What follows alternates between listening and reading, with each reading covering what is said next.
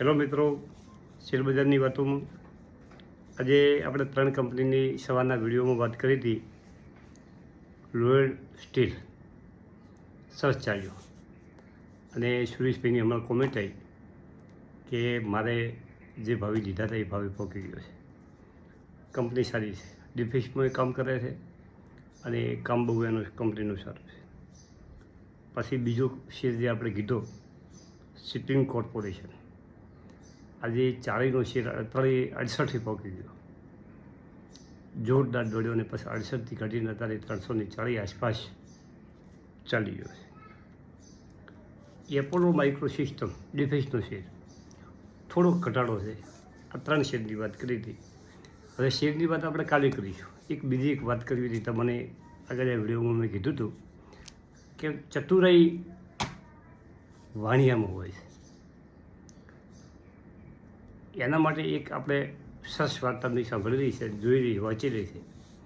આજે તમારા સામે પેશ કરવી છે વાર્તા કે લક્ષ્મી દેવી અને પનોતી દેવી વચ્ચે વિવાદ થયો. લક્ષ્મી દેવી કે હું સારી છું અને પનોતી દેવી કે હું સારી છું. આ બે દેવીઓ ભગવાન ઇન્દ્ર પાસે ગઈ, ભાઈ ભગવાન વિષ્ણુ પાસે ગઈ અને વિષ્ણુ ભગવાનને વિનંતી કરી કે હવે અમારે જો આ વિવાદ છે એને તમે મારામાંથી બે સારી કહી, લક્ષ્મી દેવી સારા કે પનોતી દેવી સારી. ભગવાને કીધું કે ભાઈ ઓનો જવાબ તો તમારે પૃથ્વી ઉપર જવું પડે અને પૃથ્વી ઉપર જે માનવો છે એ ઓનો તમને જવાબ આપશે. આ દેવીઓ બે દેવીઓ પૃથ્વી ઉપર આવી અને એ માણસોને મળે. એમાં એમને એક વાણિયો ભેટકી ગયો, બુદ્ધિશાળી વાણિયો.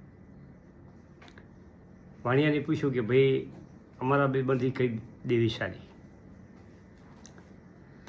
હવે વાણિયો વિચાર કર્યો કે જો લક્ષ્મી દેવીની સારી નીકળું તો એ રીસી જશે, એટલે મારા પાસે ધન નહીં રહે. અને પનોતી દેવીને ખોટી શેરી કહેવી, ખોટી કહેશું તો એ રીસાઈ જશે અને મને કનડશે. વળીએ બહુ વિચાર કર્યો કે હવે ઓનો રસ્તો કઈ રીતે કાઢવો, કંઈની સારી કહેવી ને કંઈની ખરાબ કહેવી. તો વણીઓ બહુ ચતુર માણસ હોય. તમે જુઓ, તમે આડાવડી નજર કરજો કે જૈન સમાજના માણસો છે ને એ બહુ ધીમા પરંતુ આત્મવિશ્વાસથી કામ કરવાવાળા અને એમનામાં બહુ બુદ્ધિ હોય છે. આપણા બીજા સમાજમાં જે બુદ્ધિ છે એના કરતાં વાણીઓમાં વિશેષ બુદ્ધિ છે, એ દેખાઈ આવે છે.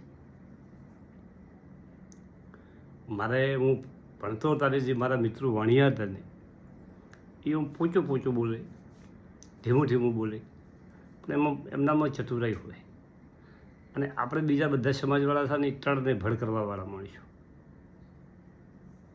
એટલે વાણીએ કીધું બે દેવીઓને કે સામે જે લીમડાનું વૃક્ષ દેખાય છે તમે ત્યાં જઈ અને પાછા આવો, પછી હું તમને કહું કે કઈ દેવી સારી. બંને દેવીઓ એ લીમડાના વૃક્ષના થડે અડી અને પાછી આવી કે બોલો વાણિયા ભાઈ, હવે અમે બે એમથી કઈ હારી? એટલે વાણીએ એવો સરસ જવાબ આપ્યો છે મિત્રો, તમે સાંભળીને દંગ રહી જશો. વાણીએ કીધું આવતા લક્ષ્મી દેવી સારી. જ્યારે લક્ષ્મી દેવી આપણા ઘરે આવે છે ને ત્યારે એ ઉત્તમ છે, સારી છે. અને જતાં પનોતી દેવી કે તમે સારા. તમે જ્યારે ઘરથી જોશો ત્યારે સારા લાગો છો. અને લક્ષ્મી દેવીને કીધું કે તમે જ્યારે ઘેર આવો છો, લક્ષ્મી જ્યારે ઘેર આવે ત્યારે એ સારી લાગે. એને એક ને ખોટું ના કીધું અને જે હકીકત હતી એ હકીકત કીધી કે પનોતી દેવી તમે જતા સારા લાગો છો અને લક્ષ્મી દેવીને કે તમે આવતા સારા લાગો છો. મિત્ર, આ વાણિયાની બુદ્ધિ છે. એનો અમે સમજવાનું શું છે કે એ છે કે જીવનમાં વિવેકસર રહેવું, વિવેકથી બોલવું અને વિચારી શાંતિથી જવાબ આપવો અને શેર બજારમાં પણ એવું જ છે.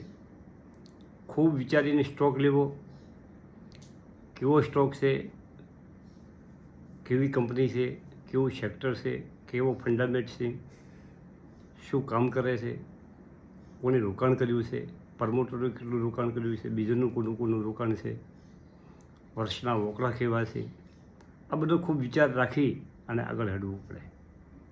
તાત્કાલિક ફટાફટ જવાબ કોઈને આવી દો તો એમાં તમારે નુકસાન પણ ભોગવવું પડે છે. ફટાફટ કોઈએ કીધું, મારા જે વિડીયો બનાવ્યો કીધું કે ભાઈ ફલાણો છે તમે લઈ લો, અને તમે લઈ લીધો, પછી એમાં નુકસાન થાય. અને આપણે કોઈ એવા ભગવાન નથી કે ઓગળી અડાડાને આ શેર વધવા મળે, પરંતુ આપણે ફંડામેન્ટ ચેક કરવાના, આપણને એનું સેક્ટર જોવાનું, એવું આપણને લાગે કે ભાઈ આ કંપનીમાં થોડોક દમ છે, પરંતુ વિપરીત સંજોગો વિપરીત ઊભા થાય અને એ કંપની ના પણ ચાલે. એટલે ખૂબ સમજી વિચારી થોડી ક્વોન્ટિટીથી શરૂઆત કરવી મિત્રો. ચલો, થેન્ક યુ.